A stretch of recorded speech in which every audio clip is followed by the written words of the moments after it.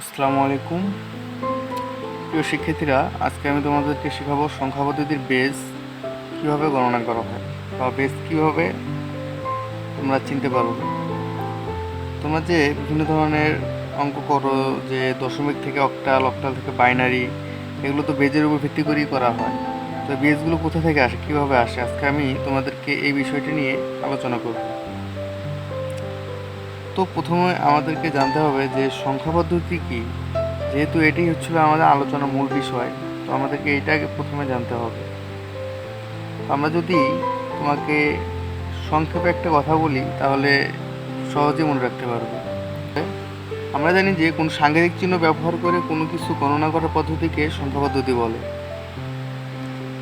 তাহলে আমরা সাংকেতিক চিহ্ন বলতে কী কী বুঝি? যেমন ধরো এই যে 5, 2, 3 এভাবে আমরা লিখি, এগুলো হচ্ছে সাংকেতিক চিহ্ন। কি বলছিলাম যে কোনো সাংকেতিক চিহ্ন ব্যবহার করে কোনো কিছু গণনা করার পদ্ধতি।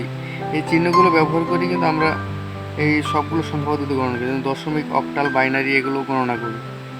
তো সংখ্যা পদ্ধতি কত প্রকার? সংখ্যা পদ্ধতি দুই প্রকার, পজিশনাল, নন পজিশনাল। পজিশনাল সংখ্যা পদ্ধতি কি, এটা তো তোমাদেরকে আগে চিন্তা হবে। সংখ্যা পদ্ধতিতে স্থানীয় মান আছে তাকে পজিশনাল সংখ্যা পদ্ধতি বলে। যেমন স্থানীয় মান কি? যেমন ধরো এই যে এগুলোতে স্থানীয় মান আছে, যেমন ধরো আমি লিখলাম 101, তাহলে এটা একক, এটা দশক, এটা শতক। নন পজিশনাল কি? এর বিপরীত, যে সংখ্যা পদ্ধতির স্থানীয় মান নেই তাকে নন পজিশনাল বলে। যেমন ধরো এই যে এগুলো এক্স, এক্স, আই, আই, এগুলোর কোনো স্থানীয় মান নেই। তো আশা করি তোমরা পজিশনাল সংখ্যা পদ্ধতি আর নন পজিশনাল সংখ্যা পদ্ধতি বুঝতে পারছো। তো আমরা জানি যে দশমিক সংখ্যার বেজ হচ্ছিল 10, কিন্তু সেটি কীভাবে, এটা আমি তোমাদেরকে দেখাচ্ছি। যে সংখ্যা পদ্ধতির বেজ যেহেতু 10টি মৌলিক চিহ্ন নিয়ে ব্যবহৃত হয় বিধায় দশমিক সংখ্যা পদ্ধতির বেজ 10।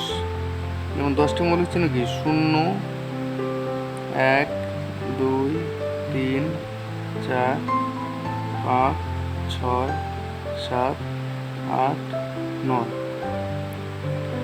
0 থেকে 9 এই কয়েকটি হচ্ছিল দশমিক সংখ্যা পদ্ধতি মৌলিক চিহ্ন। তাহলে অক্টাল সংখ্যা পদ্ধতির বেজ কত? অক্টাল সংখ্যা পদ্ধতির বেজ 8। তাহলে আমরা বলতে পারি যে যে সংখ্যা পদ্ধতির বেজ 8 তাকে অক্টাল সংখ্যা পদ্ধতি বলে। তাহলে 8টি মৌলিক সংখ্যা কী কী? যে 0 থেকে 7 পর্যন্ত, 0, 1, 2, 3, 4, 5, 6, 7, 7 পর্যন্ত। বাইনারি বেজ কত? বাইনারি বেজ 2 কী কী? 0 আর 1। আর হেক্সাডেসিমালের বেজ কত? 16। তাহলে 16 সংখ্যা কয়টি? 0, 1, 3, 4, 5, 6, 7, 8, 9, 8, এবার বি, সি, ডি, ই, এফ। এই 15টি মৌলিক সংখ্যা হচ্ছিল হেক্সাডেসিমাল। তো তোমাদেরকে বলে রাখি যে A equal 10, B equal 11, C equal 12, D equal 13, তারপর ডির পর ই ইকুয়াল 14, এফ ইকুয়াল 15। তো আশা করি তোমরা ভালোভাবে বুঝতে পেরেছো।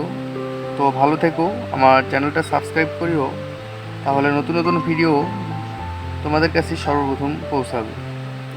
তো আজকে এ পর্যন্তই। আল্লাহ হাফিজ।